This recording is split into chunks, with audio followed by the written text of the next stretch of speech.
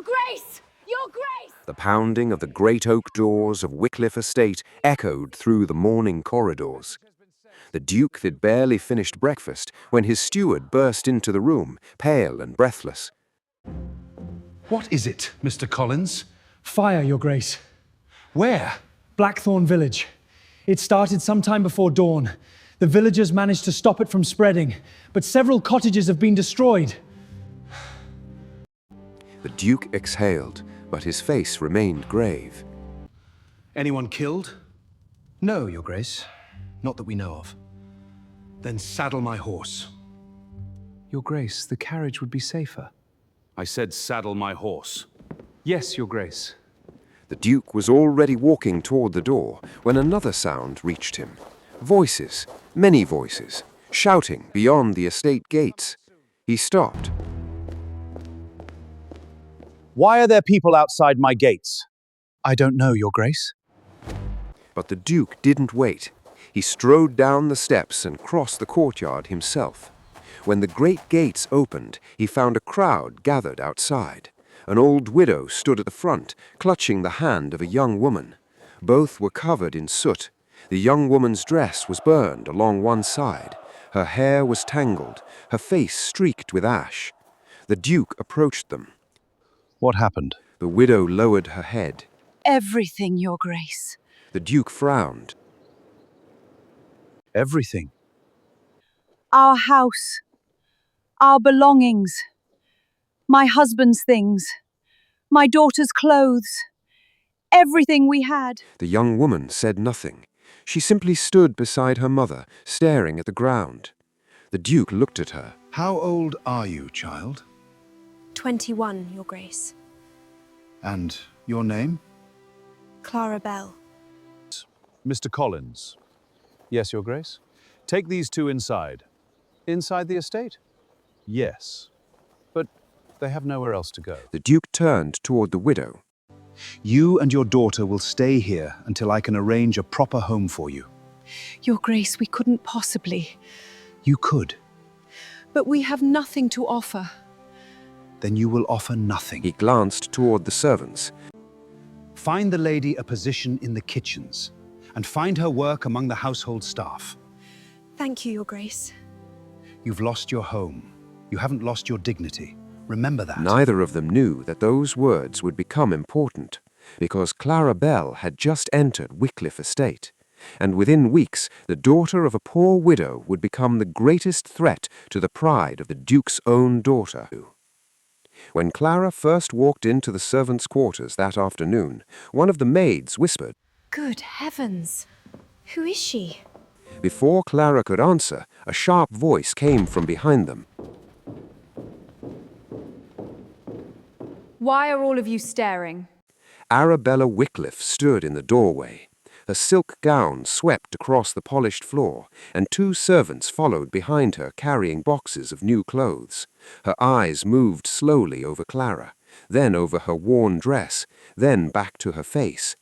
Arabella's expression changed, just slightly, but enough. She had never liked being compared to anyone. She had just met a girl who might actually make people forget to look at her. What's your name? Clara, my lady. Arabella smiled. It wasn't a kind smile. Clara. So this is the girl everyone has been talking about. Clara lowered her eyes. Yes, my lady. Arabella stepped Well, closer. I suppose we'll have to see how long people keep talking about you.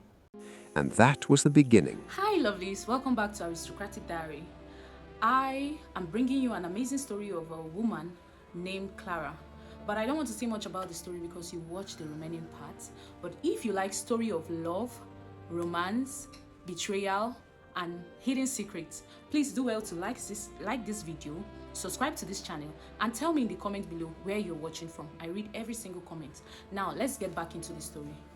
The people of Wycliffe County knew their Duke by reputation, but those who had ever stood before him knew him by something far more valuable than his title. He listened. Whether it was a tenant struggling after a poor harvest, a widow unable to pay her rent, or a village needing repairs to its road, His Grace the Duke of Wycliffe rarely dismissed a problem simply because it belonged to someone beneath his station. As Lord Lieutenant of the county and a Justice of Peace, he carried responsibilities that reached far beyond the walls of Wycliffe Hall. Yet the Duke never treated those responsibilities as burdens. One afternoon, a tenant farmer stood nervously before his desk. "Your Grace, I cannot pay the full rent this season." The Duke looked up from the account book. How bad was the harvest? Worse than I have ever seen. And your children? 3 of them, Your Grace. The Duke closed the book. Then you will pay what you can. Your Grace? You heard me. But the estate! Will survive. The man's eyes filled with tears. "Thank you." Go home and feed your children. Thank you. The Duke waved him away gently. That was the kind of man the county knew. But behind the grand doors of Wycliffe Hall, the Duke had a problem that money could not solve: his family. For 10 long years, he and his wife had waited for a child. 10 years of physicians, disappointed hopes, and whispered prayers.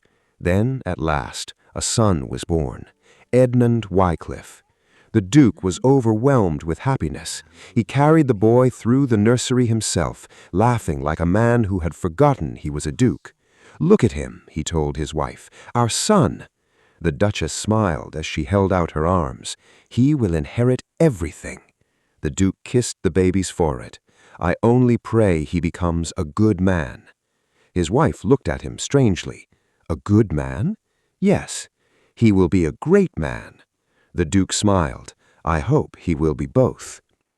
Several years later, they were blessed with a daughter, Arabella. And from the moment the Duchess saw her, She is our little girl.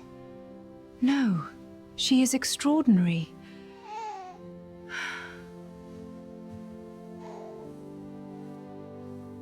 the Duchess became obsessed with Arabella's appearance.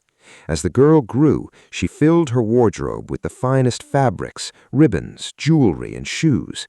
Every compliment Arabella received was repeated to her until she began believing it. "You have the finest face in the county," her mother would tell her. Arabella would smile. Even prettier than Lady Margaret. Far prettier. What about the merchant's daughter? My dear, don't compare yourself with ordinary girls. Those words were harmless at first, but they were repeated so often that they became the foundation of Arabella's character. Her mother taught Edmund something similar, though in a different way. Remember who you are. A Wycliffe does not lower himself. Edmund absorbed the lesson, but unlike Arabella, he sometimes hesitated. One morning he watched a servant struggle to carry a heavy basket. Shouldn't someone help her?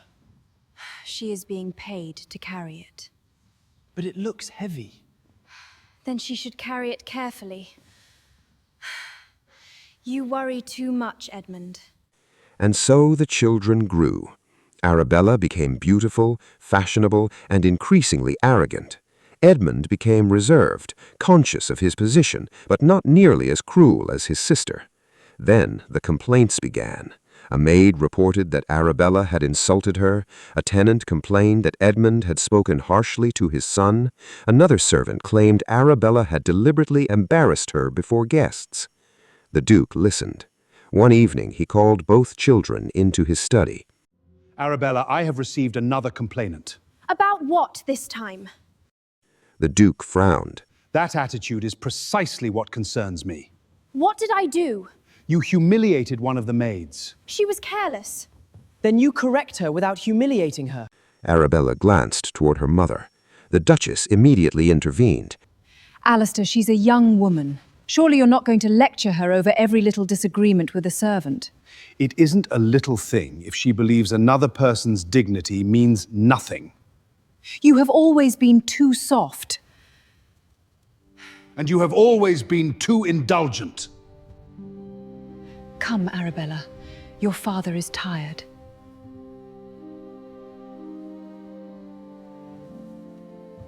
The Duke watched them leave. Father, Yes? are you angry with us? No, son. He placed a hand on Edmund's shoulder. No, son. I am disappointed. Edmund lowered his eyes. The Duke believed that disappointment would be enough. He was wrong, because every time he tried to correct his children, their mother quietly undid his work. And while the Duke spent his days protecting the people of Wycliffe County from hardship, the woman closest to him was teaching his own children to believe that those same people were beneath them. He had built a house where the poor could find kindness. He had simply failed to notice that inside that house, his own children were learning cruelty. The morning began quietly at Wycliffe Hall. The Duke was in his study reviewing estate accounts when the door opened abruptly. Your Grace, What is it? there has been a fire in Blackthorn village. How bad? The flames have been contained, but several cottages were damaged. A few families have lost most of what they own. Anyone injured? Some minor injuries, no deaths. The Duke was already standing. "Prepare my horse." "Your Grace, the village constable is there. He says the situation is under control." "I didn't ask whether it was under control." The steward paused. The Duke looked at him. "I asked how many families need help." "Several, Your Grace." "Then I'm going." Control. Within the hour, Several, the Your Duke Grace. was riding toward Then I'm Blackthorn village. Smoke still hung above the rooftops when he arrived. Villagers were carrying buckets, salvaging furniture, and trying to clear the blackened remains of damaged cottages. The Duke dismounted. Where is the village constable? Your Grace. Show me the worst of the damage. They walked through the village together. One family had lost part of a roof, another had a burned shed, a third had lost several windows. The Duke stopped at each house. Have the estate carpenters come tomorrow. Yes, Your Grace. Replace the roofs where necessary. No family is to be left exposed. The constable nodded. Then they reached the final cottage, or what remained of it. There was hardly a cottage anymore. Only blackened beams stood among the ashes. A woman sat nearby with a shawl wrapped around her shoulders. Beside her stood a young girl. The Duke approached slowly. Madam, Your Grace, what happened here? everything was gone before we could save anything. Was anyone hurt? No. She glanced at her daughter. "My Clara was inside when the fire began. A neighbor pulled her out." The Duke looked at the girl. My Clara? How old are you? 21. And where will you go tonight? I don't know. You will come with me. To the estate? Until we can rebuild your home. "Oh, Your Grace, we couldn't impose." "You aren't imposing." He turned to his steward. "Find the woman a position in the kitchens." Then he looked at Clara. "And find the daughter a place among the household staff." Clara hesitated. "I have never worked in a great house before." "You will learn." She gave him a small smile. "Thank you, Your Grace." The Duke nodded. Neither of them knew how much that decision would change Wycliffe Hall. 2 days later, Clara entered the servants' quarters. She arrived with only a small bundle of clothing. The other maids welcomed her kindly. Within a few days, they discovered that Clara was remarkably hard-working. She never complained. If another maid struggled with a task, Clara helped. If an older servant needed assistance, she offered it. And there was something else. She was beautiful. Not the carefully manufactured beauty Arabella displayed with expensive gowns and jewelry. Clara's beauty was simple. Her dresses were plain. Her hands showed the marks of honest work. Yet people noticed her. One afternoon, 2 stable boys were speaking near the courtyard. That new girl is beautiful. Beautiful. She's the prettiest girl I've ever seen. She is prettier when she smiles. Unfortunately, someone else heard them. Arabella. She had been walking across the courtyard when the words reached her. She stopped. Her expression hardened. What were you saying? Nothing, my lady. I heard you. Neither boy dared answer. Arabella continued walking, but the words followed her. The prettiest girl I've ever seen. By dinner, she was still thinking about them. That evening, she summoned Clara. You.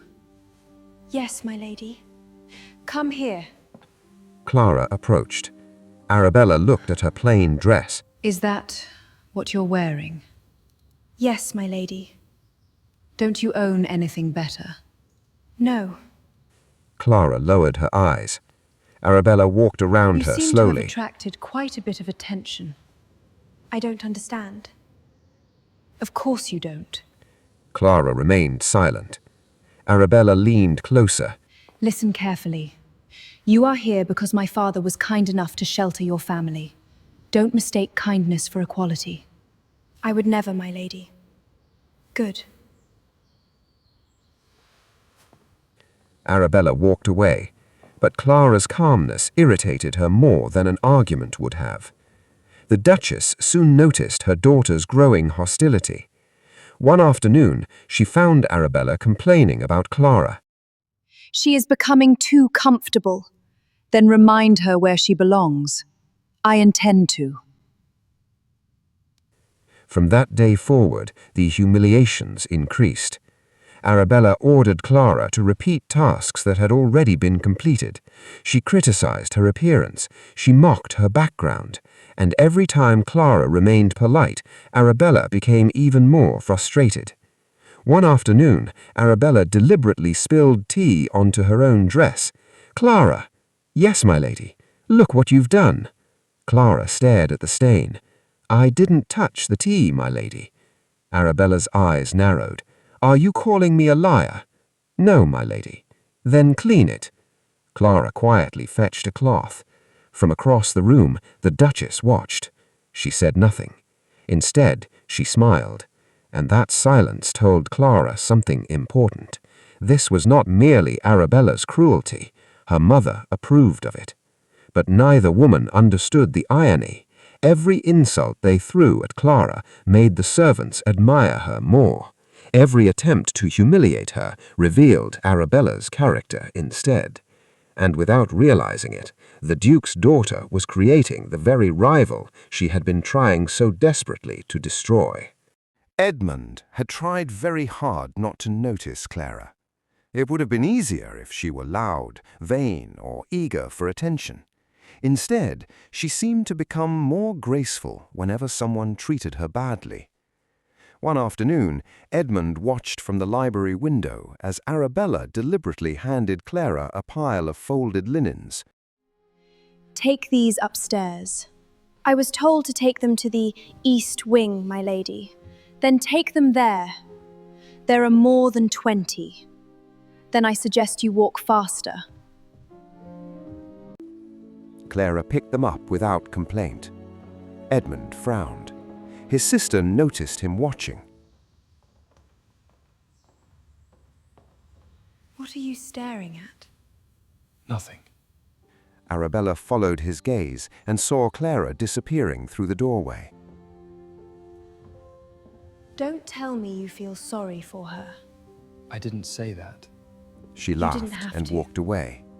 But Edmund remained by the window. Something about Clara troubled him. Not because she was beautiful, although she certainly was. It was because she never seemed to become bitter.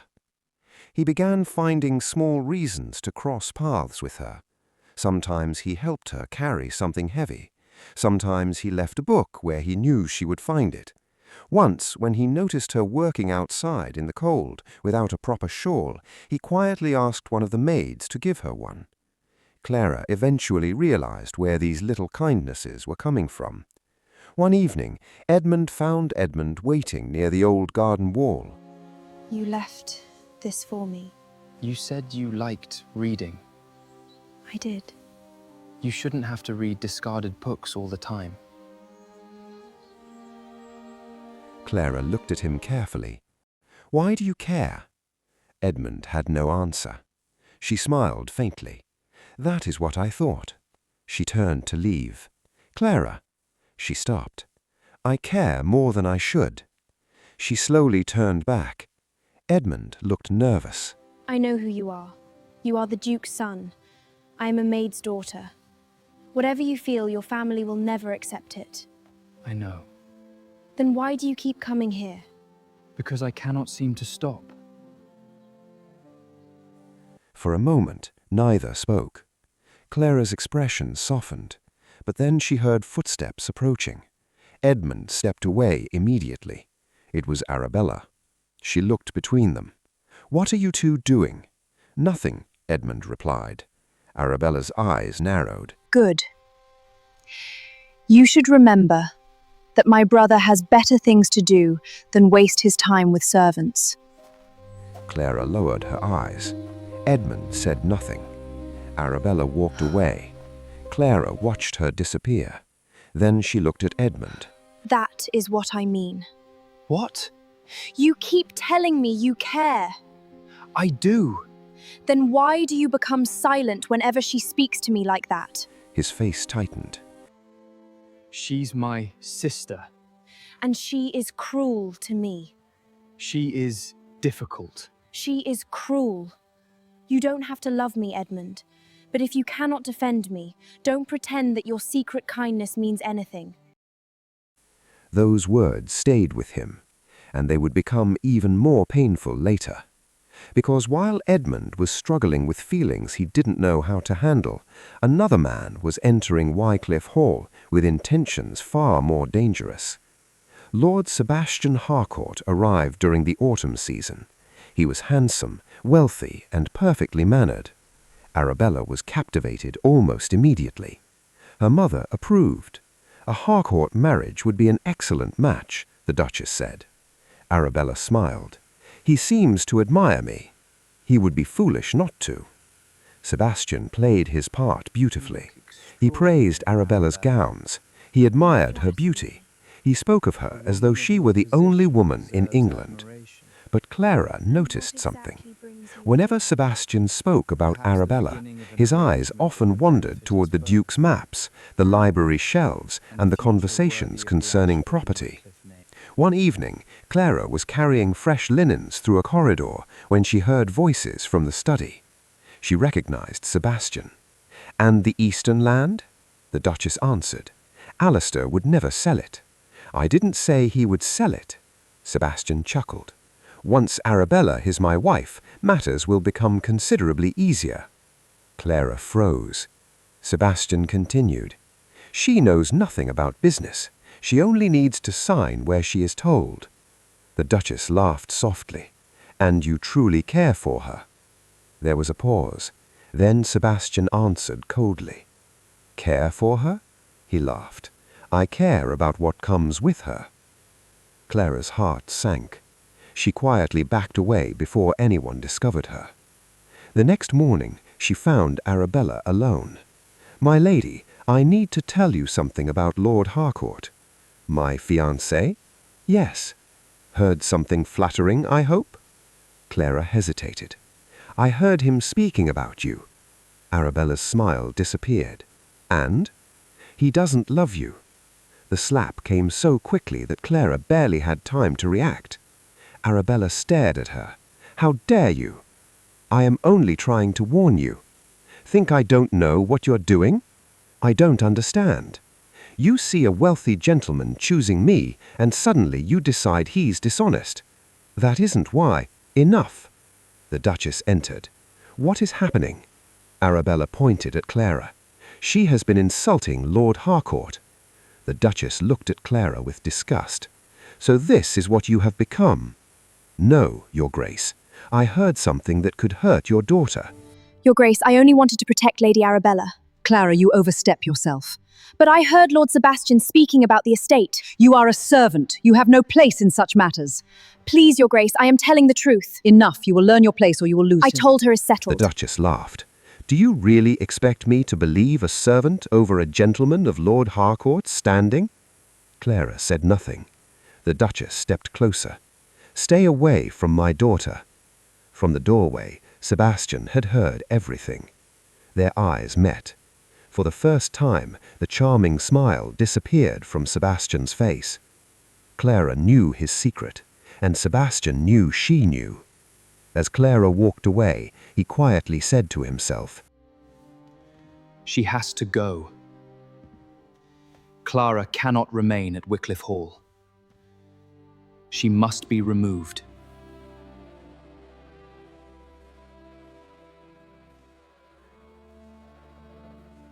Clara's greatest danger was no longer Arabella's jealousy.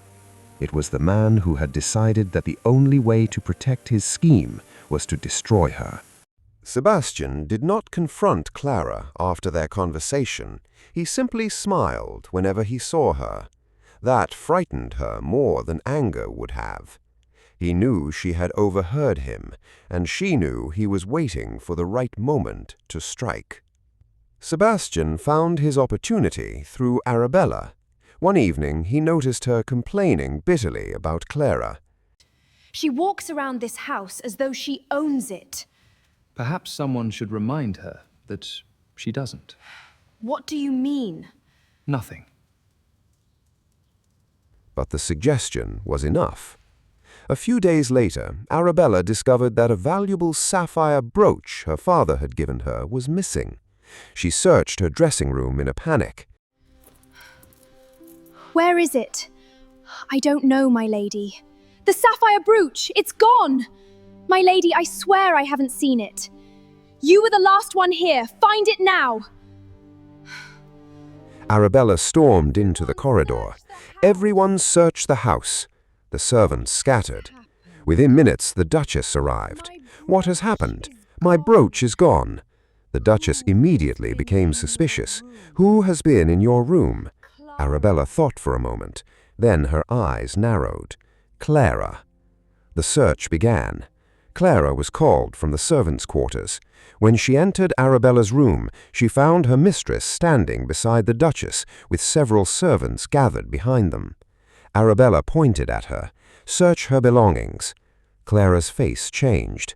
"My belongings?" "Yes. I have done nothing wrong." "Then you have nothing to fear." Her trunk was brought forward. Clara watched as the Duchess opened it. One by one, her clothes were removed. Then the brooch fell onto the floor. The room went silent. Clara stared at it. "No." Arabella bent down and picked it up. "It was in your trunk. I have never seen that before. You expect us to believe that?" Clara shook her head. "Someone put it there." Arabella laughed bitterly. "Of course." The Duchess turned toward the servant nearest the door. "Send for the Duke." Moments later, the Duke entered. "What is happening?" His eyes fell on the brooch. He looked at Clara. "Is this yours?" "No, Your Grace." "Then why was it among your possessions?" "I don't know." Arabella stepped forward. "She stole it." The Duke raised his hand. "Arabella, be quiet." "But father," I said, "be quiet." He turned back to Clara. "Have you ever entered my daughter's room?" "Yes, Your Grace, when I was ordered to clean it." "Did you take the brooch?" "No." The Duke studied her face. He had known Clara for months. She had never lied to him, but the evidence was sitting in her daughter's hand. Before he could speak again, the Duchess interrupted. "Alistair, how much more proof do you need?" The Duke looked at his wife. "This doesn't feel right. Your daughter has been robbed, and that doesn't automatically make Clara the thief." Arabella's eyes filled with outrage. "So you believe her?" "I believe we should investigate before condemning anyone." Then Clara looked toward Edmund. He was standing near the doorway. Their eyes met. She didn't need to say anything. Her expression asked the question he had been avoiding for months. "Do you believe me?" Edmund knew she was innocent. He knew Sebastian was capable of this. He knew that Clara had warned him, and yet he said nothing. His mother was watching. His sister was watching. His father was waiting. Edmund lowered his eyes. Clara's face fell. That silence hurt more than Arabella's accusation. The Duchess turned toward the Duke. "She cannot remain in this house." The Duke hesitated. "Until the matter is properly investigated. No," the Duchess said firmly. "She leaves tonight." The Duke looked at Clara. She stood perfectly still. Finally, he sighed. "Until I know the truth, you and your mother will stay elsewhere." Clara nodded slowly. "As you wish, Your Grace." She turned toward Edmund one last time. He couldn't meet her eyes. Then she walked away. By sunset, Clara and her mother had left Wycliffe Estate. Edmund watched from an upstairs window as their small carriage disappeared down the road. He felt sick. He had allowed the woman he loved to be thrown out because he had been afraid to speak. But that night, something changed. Edmund returned to Arabella's room. He examined the dressing table, then the lock, then the window. Something didn't fit. He questioned the servants, he checked the household records, and eventually he discovered something that made his stomach tighten. The brooch had not been reported missing until after Sebastian had visited the estate. Edmund began looking deeper. He found strange payments connected to one of Sebastian's associates. Then he discovered contracts involving Wycliffe land. Large sums had been discussed without his father's knowledge. Sebastian's family was not merely interested in Arabella, they were interested in Wycliffe Hall. Edmund sat alone in the study, staring at the documents. Suddenly, Clara's warning made perfect sense, and his silence had helped the very man who was trying to destroy his family. Across the estate, Arabella was still dreaming about her wedding. She had no idea that the man she loved was quietly preparing to take everything her family possessed. And for the first time, Edmund understood something his father had failed to see for years. The greatest danger to Wycliffe Hall was not standing outside its gates. It had already been welcomed inside. Edmund spent the entire night in his father's study. Documents covered the desk. Estate ledgers lay open beside letters from Sebastian's solicitor, and every new piece of evidence made the same truth harder to ignore. Sebastian had not come to Wycliffe for Arabella. He had come for Wycliffe. Edmund traced one payment with his finger. This was made before the engagement. To whom? An intermediary acting for the Harcourt family. The Duke's expression hardened. What were they paying him for? The Eastern estate. And Clara? She was telling the truth. Silence filled the room. The Duke read the papers carefully. Then he looked at his son. And Clara? Edmund swallowed. She was telling the truth. The Duke closed his eyes briefly. How do you know? Because the brooch was planted. He explained everything he had discovered, the timing of its disappearance, the servant who had seen Sebastian near Arabella's room, the suspicious payments, and the connection between the Harcourt family and the land. The Duke stood. Bring the steward here. Within an hour, the investigation had expanded. A servant finally admitted that Sebastian had asked questions about Clara's belongings shortly before the accusation. Another remembered seeing one of Sebastian's associates near the servants' quarters. Then the final piece appeared. The steward discovered that the key used to access the room where Clara's trunk had been kept had been signed out by someone who had no reason to possess it. The evidence was overwhelming. Clara had been framed. The Duke's face became grim. Find her. Edmund didn't wait for another instruction. He rode through the rain himself. When he finally found Clara and her mother in a small rented cottage, Clara opened the door and froze when she saw him. Edmund? He removed his hat. Edmund? I came to apologize. For what? For everything. What is this about? You shouldn't have come. I had to see you. Clara looked at him for a long moment. You knew I was innocent. Yes. And you said nothing. Of your mother? Yes. What? Your sister? For everything. Yes. You knew Clara's I was voice innocent. softened, Yes. but her disappointment And you said remained. nothing. And you were willing to let me And you were lose willing to let everything me because lose you were everything afraid because of you were them? afraid of them. Edmund had no I was answer. afraid of both. The Duke eventually arrived himself. He stood before Clara without the authority he usually carried. "Miss Bell," he said quietly. I owe you an apology. I should have protected you when you were accused. I should have listened when you warned us about Sebastian. I failed you. You trusted the wrong people, Your Grace. Those words struck him harder than anger would have. When Clara returned to Wycliffe Hall, the truth spread quickly. Arabella was devastated. She had accused Clara. She had believed Sebastian, and now the man she had defended was exposed as the person who had betrayed her. "He lied to me," she whispered. Her mother stood beside her. "He deceived everyone." "But Clara warned me." The Duchess said nothing.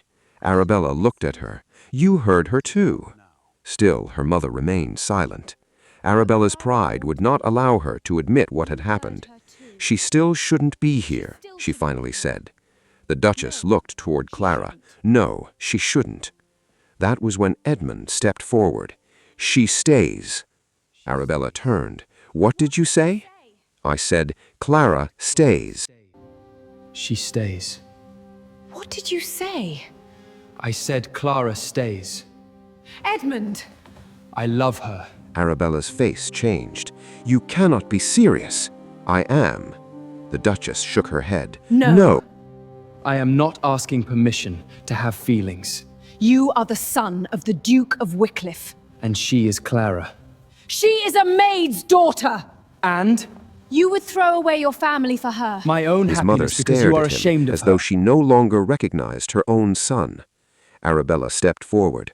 "You would throw away your family for her?" "No." Edmund looked at Clara. "I would stop throwing away my own happiness because you are ashamed of her." The Duchess's face turned red. Over my dead body will you marry that girl. Over mine too. Enough. Clara looked at Edmund. She was frightened by what his declaration might cost him. But before she could speak, the Duke rose from his chair. Enough. You have spent years teaching our children that a person's birth determines their worth, and I allowed it. I will not allow it anymore. You would permit this marriage. If my son loves her, and if she is willing to marry him, then I will not stand in their way. This family will never accept her. Then perhaps this family has more to learn. And with those words, the household fell into silence, unlike any it had known before. Clara had been vindicated. Edmund had finally found his courage. The Duke had chosen what he believed was right. But the Duchess and Arabella had not surrendered. They had only lost the first battle. The war over Clara's place in the Wycliffe family had just begun. Thank you all for watching this story to this moment. But before we go, I would like us to draw 3 important lessons home. Now, one of the lessons that can be learned from this story is that kindness should not be mistaken for weakness. Second lesson that can be learned in this story is that appearance can be deceiving.